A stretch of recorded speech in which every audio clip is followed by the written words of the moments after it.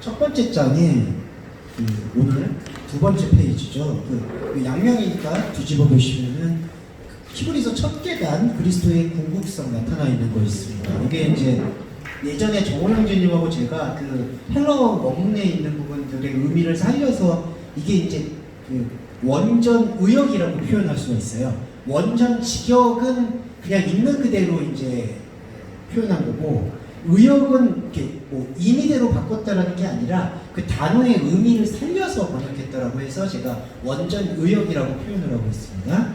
그 히브리서 첫 계단 그리스도의 궁극성, 오늘 보실 게 1장 1절에서 3절 말씀이에요.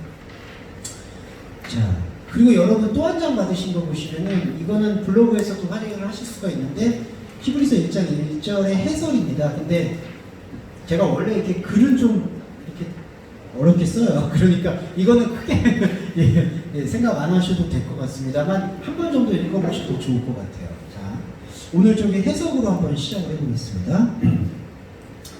자, 아까는 동현재님이 그 한국어 성경으로 개역개정으로 읽어주셨고, 이거는 원전 의역인데 이걸로 한번 같이 짚어볼게요. 하나님께서 이전의 시간을 통해, 자, 먼저 이걸 짧은 거 말씀드릴게요. 하나님께서 이전의 시간을 통했다라는 것은 이전의 시간을 하나의 도구로 삼으셨다는 건데, 이 이전의 시간이 뭐냐면요, 하나님 당신의 창조 시간이라고 보시면 돼요. 자, 그래서 사실 하나님에 대한 입장은 세 가지로 나눌 수가 있는 게, 아예 시간이 없는 상태. 그러니까 하나님은 시간이 필요가 없죠. 이렇게 생각하시면 돼요. 그냥 간단하게. 하나님은 시간에 대한 인식이나 구애가 필요가 없어요. 하나님이. 근데 하나님이 저는 우리와 관계하시기 위한 방법이라고 보여요. 우리와 관계하시기 위해서 원형의 시간을 만드셨어요. 이게 바로 창조 시간이에요. 그거를 헬라어에서는 카이로스라고 표현을 합니다. 자, 하나님이란 존재는 시간이 없어요. 무시간성이에요. 근데 하나님이 우리와 관계를 맺기 위해서 우리를 함께하는 언약의 시간을 창조했어요. 그게 바로 창조 시간이고, 이게 이전의 시간이에요. 이 시간과 지금 우리가 살고 있는 시간과는 차이가 있어요. 지금 우리가 살고 있는 시간은요, 이 창조 시간 안으로 흡수될 수 있는 가능성으로서의 시간이에요. 그래서 이거를 편의상 말하면 직선 시간이라고 표현을 해요. 그러니까 하나님의 이전 시간은 창조 시간이고요, 이거는 원의 시간이에요. 원. 그리고 우리에게 주어진 시간은 직선 시간이에요. 자, 여러분 간단히 보셔도 우리 현상으로 해석해봐도 그렇죠. 우리 다시 어제로 못 돌아가죠. 지금 계속 미래로 가죠. 이건 직선이잖아요. 그래서 우리 시간은 직선 시간이에요. 그런데 우리와 관계 맺기 위해서 하나님이 다시 창조하신 시간은 이 직선을 담아내는 원형 시간, 창조 시간이에요. 그래서 그 창조 시간은 과거, 현재, 미래가 동시에 있어요. 자, 이런 거는 우리가 물리학 얘기에도 나옵니다. 양자역학 같은 거 보시면 아시겠지만 과거, 현재가 하나로 있어요. 자, 그건 물리학 얘기지만 좀 창조 시간으로 얘기하면, 영적인 시간으로 얘기하면 이게 하나님 시간이에요. 그리고 하나님이 있어요. 그러니까 하나님은 무존재예요, 한마디로. 그러니까 우리는 무존재다 그러면 존재가 없다고 생각하는데 그게 아니라 하나님은 시간과 공간을 초월해서 계시는데, 우리를 함께 하시기 위해서 창조 시간을 만드시고 그 다음에 그 창조 시간에 같이 흡수될 수 있는 직선 시간을 만든 거예요. 그래서 여기 보세요. 하나님은 이전의 시간, 창조 시간을 통했다라고 표현을 해요. 그래서 이 통과했다라는 뜻 안에 이전의 시간에서, 창조 시간에서 직선 시간인 우리의 시간으로 함께 스며들었다라는 의미가 이 통과라는 단어 안에 이 전치사에 담겨 있는 거예요. 자, 요까지 이해를 해보시고요. 이게 좀 제가 어려운 설명이지만 이건 되게 중요하니까 함께 들어주세요. 하나님이 당신의 창조 시간에서 우리의 시간으로 생명을 흘려보내는 거예요. 이전의 시간을 통해. 그러니까 하나님의 과거, 현재, 미래가 함께 있는 그 시간에서, 이게 바로 태초예요, 여러분. 이 태초에서 우리의 사는 시간으로 당신의 언약의 뜻을 흘려보내는 거예요. 자, 그래서 흘려보냈어요. 창조 시간에 하나님의 생명이. 그러면 하나님의 생명이 어떻게 나타나냐면요, 다양한 부분과 다양한 방법으로 나타나요. 자, 다양한 부분이라는 건 뭐냐 하면은 우리의 인생이라는 이 직선 시간 속에서 겪게 되는 수많은 사건들을 얘기를 해요. 사건이라는 걸 꼭 기억해 주세요. 우리가 그걸 우연이라고 많이 표현을 하는데 저는 우연이라는 표현 대신은 사건이라고 말을 하는 게 좀 정확하다고 보여요. 우리가 이 사건을 어떻게 하면 줄이려고 뭐 점수를 보기도 하고 사실은 기도를 하기도 하는 거예요.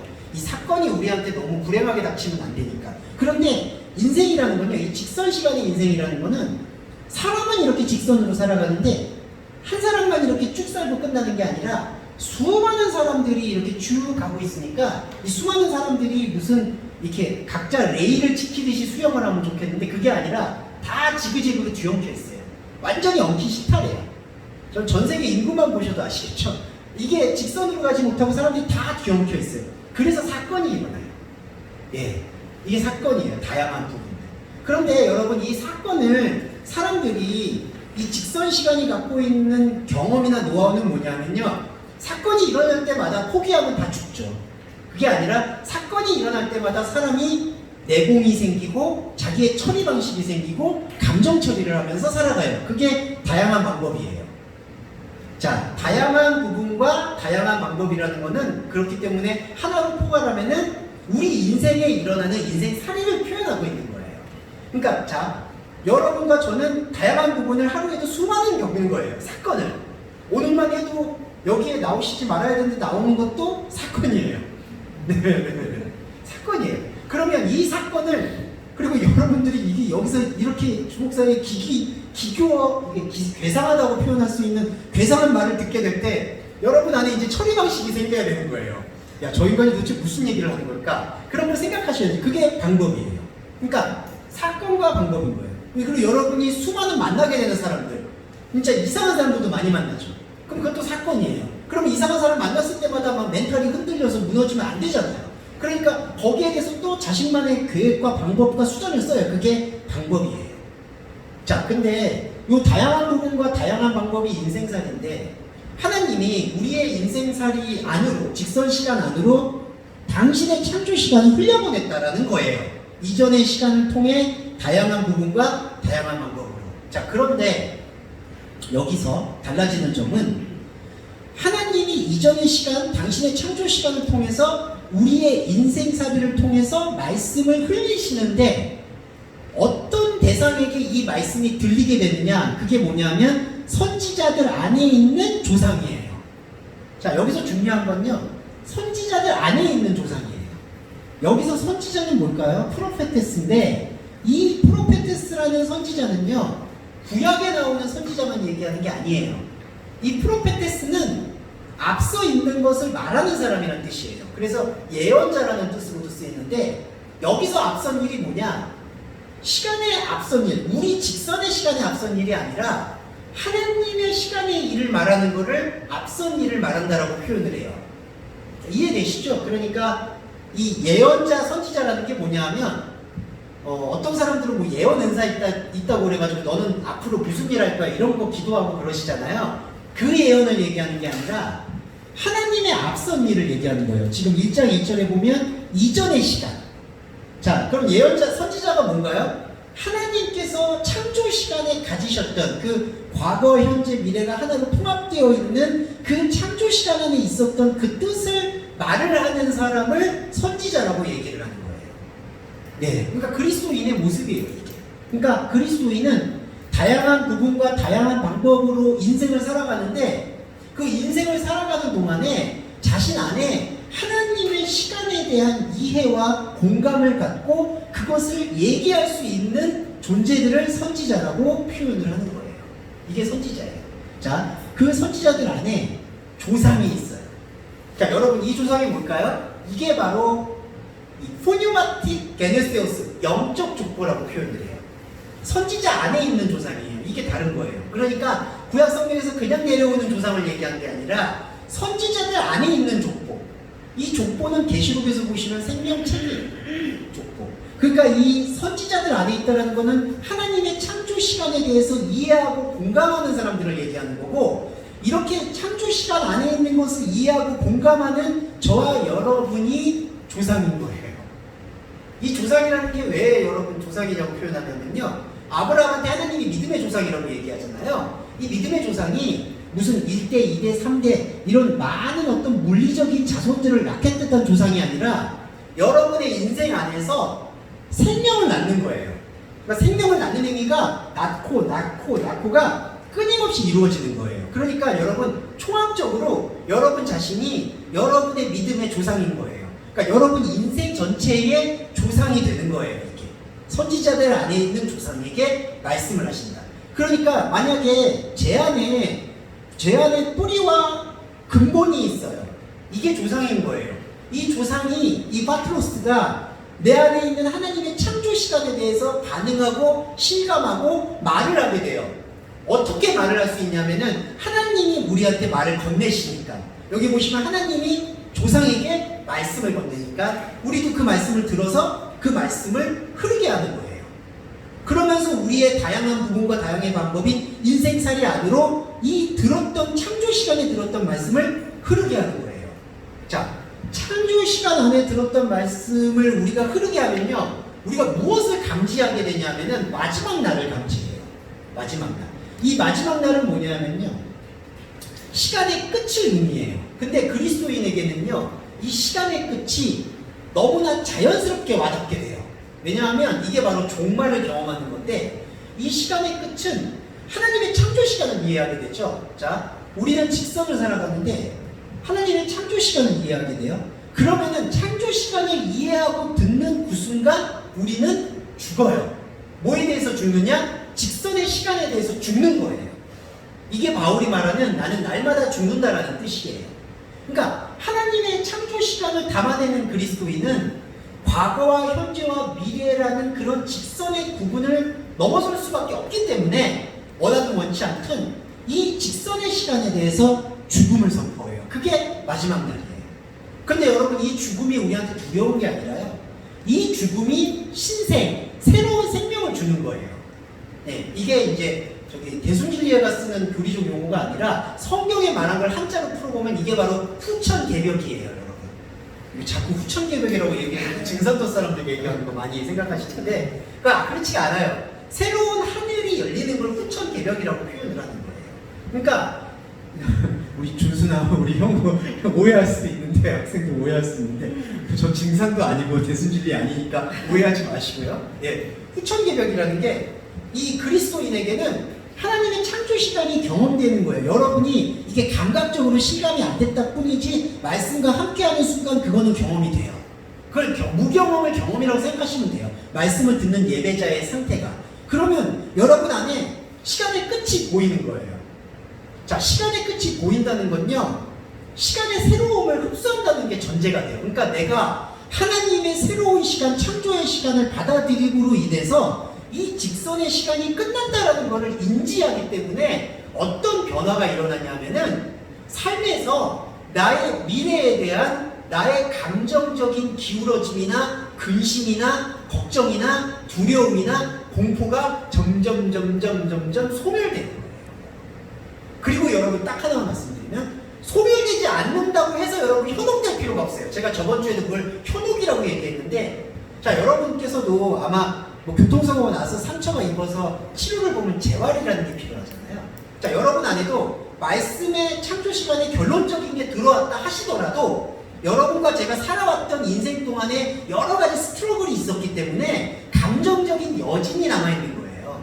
그러니까 여러분이 말씀을 받아들여도요, 혹시 돌아가셔서 난 그래도 삶이 두렵고 공포스럽고 관계가 어렵고 그렇게 생각하실 수 있어요. 충분히. 그런데 그 감정에 여러분들께서 현혹되지 말라는 거예요. 왜냐하면 여러분들 안에 있는 이제 이 근본이 조상이며 아들이 되기 때문이에요.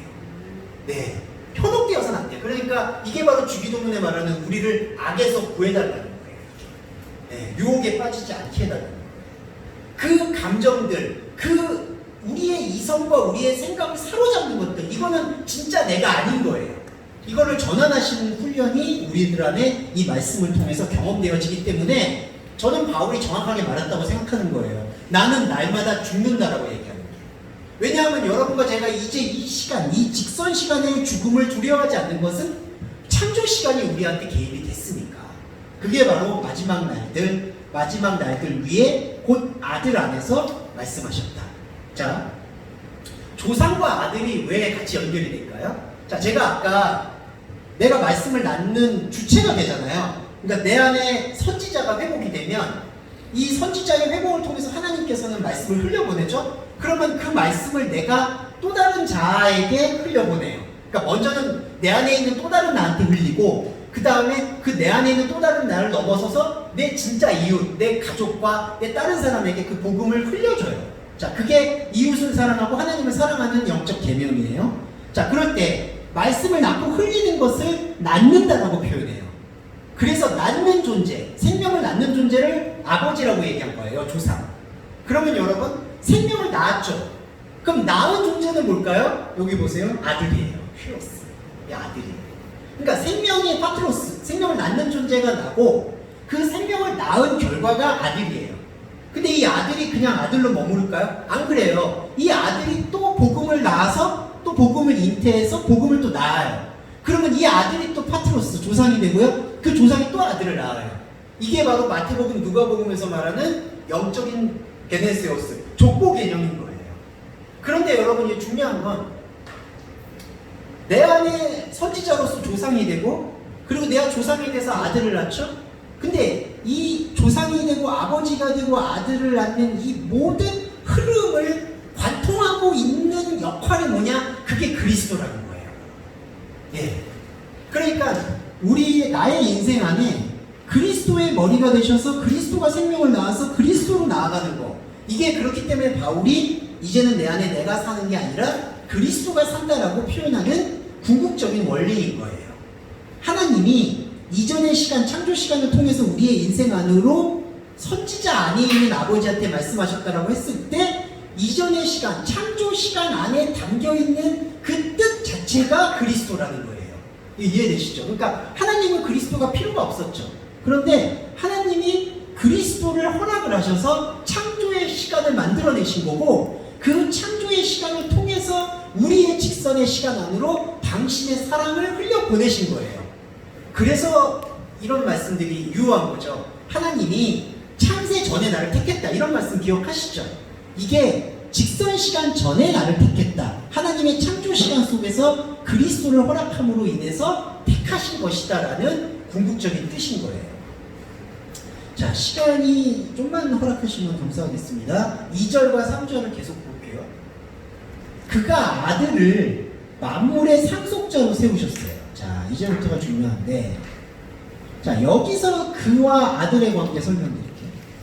자, 그가 누구냐? 이게 하나님의 창조 시간이에요. 그러니까 이거를 하나님으로 보는 경향이 있는데 우리가 조금 이거를 영적으로 분리해서 봐야 돼요. 1장 2절의 그는 하나님의 창조 시간이에요. 아까 제가 말씀드렸을 때 그 창조 시간이 무엇이냐면은 그리스도라고 말씀을 드렸죠. 그래서 1장 2절의 그는 그리스도예요. 근데 그가 아들을 세웠다라고 하죠. 그러면 여러분, 이 아들이 누굴까요? 아들도 그리스도인데 그리스도는 아들이 필요 없잖아요. 그분은 독생자잖아요. 그럼 이 아들은 뭘까요? 그리스도가 우리 안으로 들어와서 생명을 낳도록 만들어주는 영적인 활동을 아들이라고 얘기하는 거예요. 네, 이게 지금 많이 어려운 부분이지만 제가 이해하기 어려워서 그런데 이걸 잘 구분하시면은 이 구분이 필요한 게 이 구분이 안 되면은요 그냥 뭐 아들 주셨지 뭐 어떻게 됐지 이렇게 돼요. 이건 진짜 엄밀하게 구분을 해서 말씀을 드리는 거예요. 그는 하나님의 창조 시간인 그리스도예요. 아들도 그리스도인데 이 아들의 그리스도됨은 뭐냐면 우리 안에 생명을 낳을 수 있는 가능성인 거예요. 그래서 자, 이 아들이 있죠.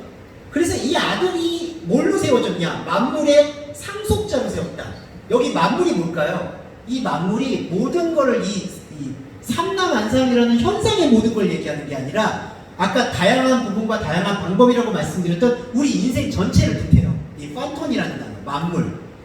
자, 근데 우리 안에 있는 인생 전체가 만물이죠. 근데 그리스도가 아들을 허락하셨죠. 근데 아들을 뭘로 세웠냐면요, 상속자로 세워요. 상속자라는 개념이 뭐냐면요, 죽음을 이어받는 사람이라는 뜻이에요. 왜냐하면요, 여러분, 왜 상속자라는 단어를 쓸까요? 상속자가 상속을, 영향력을 행사할 수 있으려면 부모님이 돌아가셔야 돼요. 그렇죠? 자, 여러분, 상속자라고 아무리 재산이 많다고 그래도 아직 부모님이 상속을 안 해주면, 부모님이 돌아가시지 않으면 부모님의 유언이 효과를 거두려면은 부모님이 돌아가셔야 돼요. 그래야지 상속을 받아요. 왜 만물의 상속자로 세웠냐? 아까 1장 2절에 마지막 날들 말씀드렸잖아요.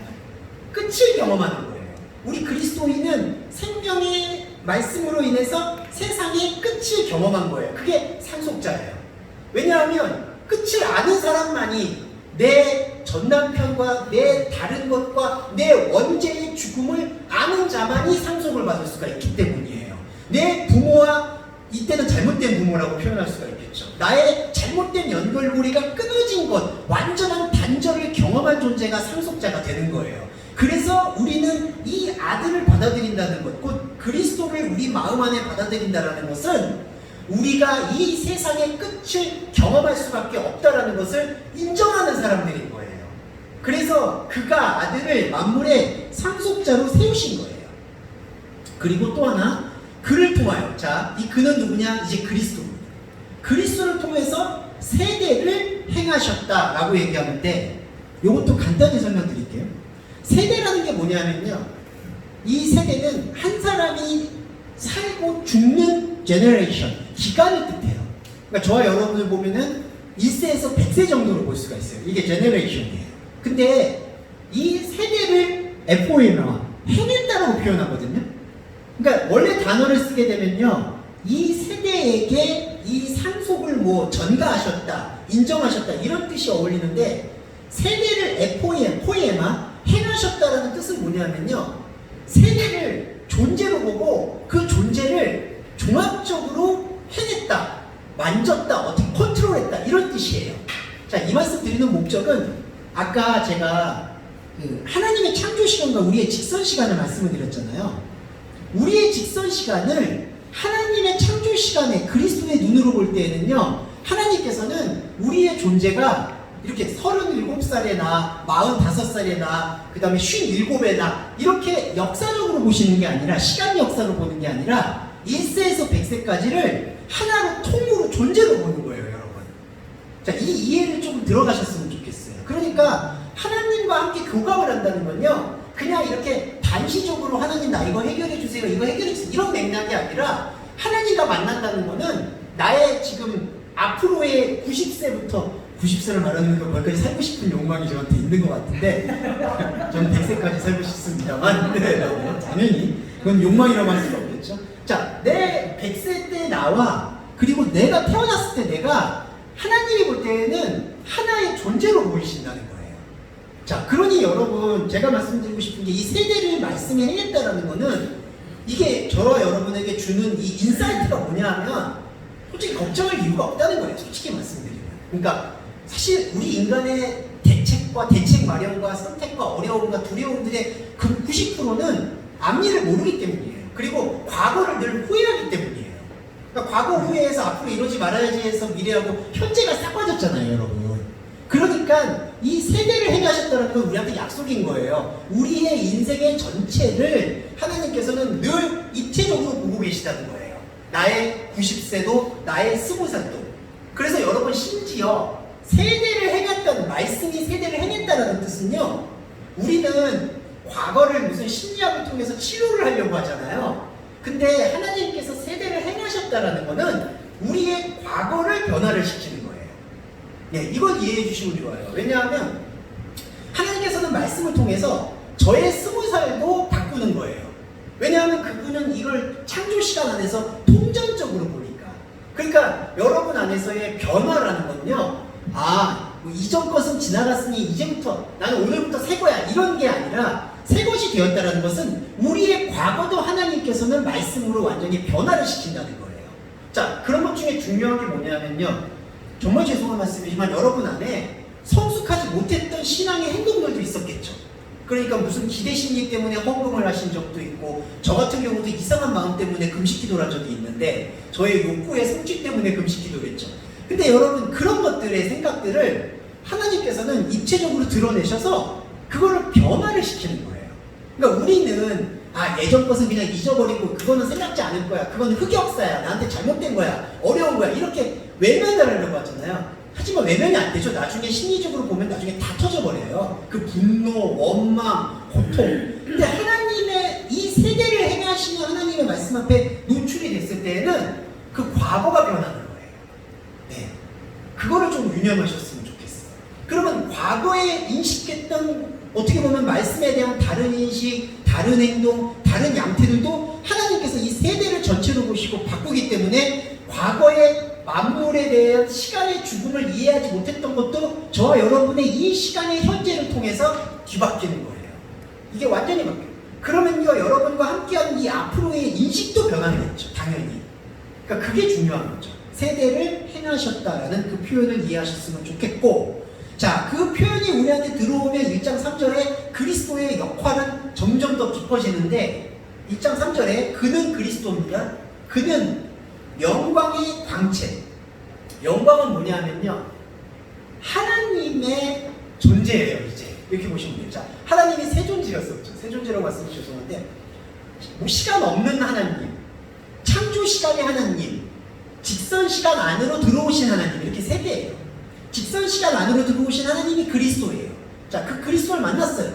그래서 그리스도를 통해서 세대를 행하시는 창조 시간의 하나님을 만나요. 창조 시간의 하나님을 그리스도를 통해서 만나면 하나님이 뭘 하시냐면은 이 시간이 없는 하나님, 그 하나님 자신을 드러내기를 원해요. 그러니까 하나님은 노출증 환자예요. 하나님이 자기를 그러니까 사랑이라는 게 그거예요. 자기를 표현하는 거예요. 하나님이 진짜 나타내고 싶은 건 요 존재 없는, 시간 없는 하나님인 거예요. 이걸 드러내는 그 궁극적인 뜻이 영광이에요. 그러니까 하나님이 요 존재 없는 하나님이 영광이에요. 독살. 광채가 뭐냐면요, 새벽 여명이라는 뜻인데, 이 뜻이 동사예요. 새벽 여명 여러분 아시겠지만 점점 밝아지죠. 새해 맞이할 때 일출 보시잖아요. 점점 해가 밝아지죠. 이 광채라는 게 바로 그거예요. 점점 밝아져요. 그러니까 영광이, 우리가 말씀의 깊은 것을 솔직히 모를 때에는 이게 영광인지 뭔지, 이게 존재하는 건지 안 존재하는 건지 어떤 구분조차도 없잖아요, 지금. 근데 이게 지금 저희가 말씀을 통해서 약간 추상적일 수 있겠지만은 영적인 원리를 통해서 요거를 발견을 해요. 아, 이게 존재한 거구나. 무존재하시는 하나님. 그러면 하나님이 자기를 점점 우리 시간 속에서 드러낸다라는 게 바로 광채라는 거예요. 그리고 이거를 누가 지금 전체적으로 컨트롤하고 견인하느냐? 그리스도인 거예요. 그가 그 영광의 광채인 거예요. 그러니까 여러분, 천국은 침노하는 자의 것이라는 게 뭐냐면, 이 하나님이 자기를 드러내고 싶어서 정말 끊임없이 발버둥치시고, 우리는 그 드러내신 하나님을 끊임없이 보고 싶어하고, 그리스도는 보고 싶어하는 우리와 드러내기를 원하는 하나님 사이에 보혜사, 곧 중보자가 되셔서 영광의 광채를 점점 밝히는 거예요. 그럼 여러분, 이 광채의 역할이 뭐냐면요, 빛에 압도되잖아요. 여러분이, 저와 여러분이 압도되죠. 그러면 우리의 직선 시간에서 우리를 계속해서 감정적이고 이성적이고 영적으로 억압하고 있었던 그 모든 결박들이 기름진 까닭에 완전히 허물어지는 거예요. 그러니까 빛을 우리가 비추게 될 때 그 빛이 워낙 강렬해지면 다 태우잖아요. 그러니까 나의 어떤 억압했던 것들, 두려워했던 것들, 공포스러웠던 것들, 어떤 내가 이거 아니면 안 된다라는 어떤 집착, 고통, 이런 모든 것들이 이 광채가 점점 확산이 되면 아예 없어져요. 이게 그래서 구약의 모델 중에 누가 있나요? 에녹이 있죠. 그러니까 에녹이 완전히 세상에 보지 못하게 변하는 거예요. 다니엘도 마찬가지예요. 사자가 더 이상 피냄새를 못 맡아요. 그러니까 다니엘은 완전히 초식주의자, 초식동물이 된 거예요. 왜냐하면 세상의 관계는 욕망으로 되어 있는데 다니엘은 아예 거기서부터 멀어지니까. 영광의 광채를 우리 그리스도인도 맛보게 되는 거예요. 그리고 실체의 형상이라는 건 뭐냐? 이 실체라는 것도 하나님의 영광과 동일한 단어예요. 하나님의 그 무존재성. 그러니까 우리가 어떻게 잡을 수도 없고 만질 수도 없는데 하나님이 자기를 완전히 표현하고 싶어하는 것, 그 실체. 그 실체가요, 놀라운 게 우리 안에 카라크레를, 형상을 만들어가는 거예요. 이게 이제 바울이 얘기했고 요한이 얘기했는데, 너희는 그리스도의 형상이다, 이런 표현 들어보셨잖아요. 자, 우리가 이 영광의 광채에 점점 압도당하는 동안 그리스도를 통해서 하나님을 무엇을 하시냐면은 당신의 속성을 우리의라는 존재 안에 집을 짓기 시작하는 거예요. 이게 히브리 성경의 히브리어로 말하면 그 베트라는 알파벳의 사역이에요. 이게 히브리어가 상형자라서 베트라는 게 이게 집을 짓는 행위를 뜻하거든요. 그러니까 하나님은 당신의 실체를 우리의 안에 형상으로 만드셔 나가시는 거예요. 형상. 그러니까 여러분 이 형상은 이렇게 눈에 보이고 안 보이고 이런 게 아니라요. 하나님이 당신의 말씀으로 지어가는 집을 뜻해요. 이 집이 왜 중요하냐면요. 이 집이 바로 말씀의 몸이에요. 그러니까 우리가 이 유기 옷을 벗고 하나님의 현존 앞에 나아갔을 때 하나님과 함께 교감하고 대화할 수 있는 유일한 근거가 이 형상이에요. 이 형상. 말씀으로 되어진 형상. 이게 우리 안에 있으면 그것이 바로 하나님과 함께 교감하는 천국인 것이고, 이 형상이 지어지지 않으면, 이 형상이 없어지면 하나님도 어쩔 수 없지만 우리를 못 알아보는 거예요. 그래서 여러분 말씀 중에 그런 거 있잖아요. 나는 널 모르겠다. 이게 너 내 말 안 듣고 나한테 계명 안 지켰어. 너 못됐으니까 내가 벌 줄 거야. 이런 게 절대로 아니라 하나님도 어쩔 수가 없는 거예요. 못 알아보는 거예요. 서로가. 이게 바로 실체의 형상입니다. 자, 이걸 지금 그리스도가 흐르게 하는 거예요. 그리고 능력의 말씀으로 만물을 지탱한다고 하죠. 자, 지탱이라는 단어가 왜 중요하냐면은 우리의 인생생활의 한계를 아신 거예요. 하나님이. 만물이요. 우리가 인생살이라고 아까 말씀드렸잖아요. 자, 다양한 부분과 다양한 방법이죠. 여러분 인생살인데 솔직히 말씀드려서 저와 여러분이 이 다양한 인생살이 중에 하나님의 말씀에 귀 기울일 수 있는 시간이나 그런 개념이 얼마나 될까요? 정말 부족하죠. 저도 포함해서. 정말 우리가 살아가는 어떤 정량적으로 계산을 해봐도 너무 부족하죠. 인식을 하고자 하는 마음. 그 대신 그 자리를 차지하는 건 뭔가요? 이 만물의 인생살이를 차지하는 건 두려움, 공포, 아쉬움, 그리고 육체적인 기쁨, 욕망, 이 수많은 것들이 그 자리를 차지해버렸어요. 그런데 만물이 지탱한다는 건 그렇게 수많은 욕망이 차지하고 있는 것 중에 가까스로라도, 그러니까 간신이라도 이 그리스도의 몸된 교회를 유지시켜 주겠다라는 약속인 거예요. 그리스도는 만물을 지탱한다. 그러니까 지탱이라는 게 되게 가까스로 유지되는 상태를 표현하게 하는 거죠. 예, 말씀 해석이라 조금 시간이 오래가지만 오늘은 5분만 더 허락해 주시면 감사하겠고요. 자, 그 자신을 통해라고 합니다. 자, 이것도 중요한데 뭐 안 중요한 게 있겠냐면은 진짜 참 복잡한데 다 중요하네요. 자, 그 자신을 통해가 이게 지금 그리스도예요. 근데 여러분 이게 왜 이런 단어를 쓰는지 좀 이해해 주세요. 잘 들어주세요. 이게 제기대명사예요. 아우토. 그 자신을 통해. 자, 이게 헬라어 문법 중에 잘 이해해 보시면 감사한데 그를 통해라고 그냥 표현하면요. 이게 어떤 의미가 되냐면 그가 했던 업적, 그가 했던 말, 그가 했던 어떤 마음을 통해 교훈을 받는 개념으로 말을 해요. 그러니까 우리가 예수님을 통해 받는다 뭐 이렇게 했을 때 여러분 어떤 생각이 드시냐면 예수님이 했던 무슨 가르침, 예수님이 했던 말, 예수님이 했던 모델 그런 걸 본받아서 뭘 하는 것처럼 생각이 되잖아요. 그러니까 예수님이 뭐라고 명령하셨으니까 우리가 명령을 따르는 거야. 어떤 매뉴얼을 따르는 거를 그를 통해라고 이해를 하는데 이 제기대명사 그 자신을 통했다는 건요. 어떤 매뉴얼을 통해서 들었다는 게 아니라 아예 그 그리스도라는 존재가 나를 찾아왔다라는 개념을 갖고 있는 거예요. 근데 이런 거예요. 아버지가 나를 찾아왔어요. 어느 날 갑자기 찾아왔어요. 그럼 좀 약간 저는 좀 뜨거운 좀 오히려 되게 심장이 덜컥 내려앉을 것 같아. 아니 아버지가 왜 갑자기 우리 집에 찾아오셨지? 그러면서 자 거기까지 볼게요. 그러면은 제가 무슨 생각을 할까요? 아버지가 왜 찾아오셨지? 뭘 말씀하실 거지? why와 what을 생각하죠. 그러니까 왜, 뭘. 근데 만약에 여러분 아버지가 아무 말 안 한다고 생각을 해보세요. 답답하죠. 근데 하나님이 바로 이거예요. 그리스도가. 그러니까 그리스도가 우리하고 찾아와요. 그러니까 자기를 그냥 다 내어줘요. 근데 우리는 관성상 우리의 원죄적 습성은 하나님의 아들이 찾아오셨으니까 나한테 어떻게 하라고 뭔가 요구하시는 거니까 그게 율법이에요. 그게 딱 사로잡혀 있어요. 그러니까 예수님과 같이 있어도 그 대면하고 그 어색한 침묵을 못 참는 거예요. 근데 여러분 좀만 참으면요. 우리가 성경을 읽는 게 그게 중요한 건데 좀만 참으면 하나님과 내가 뭔가를 명령을 하고 내가 명령을 듣고 그 일을 하는 마르다의 일을 하는 상태가 아니구나 라는 걸 알게 되면 그냥 있게 돼요.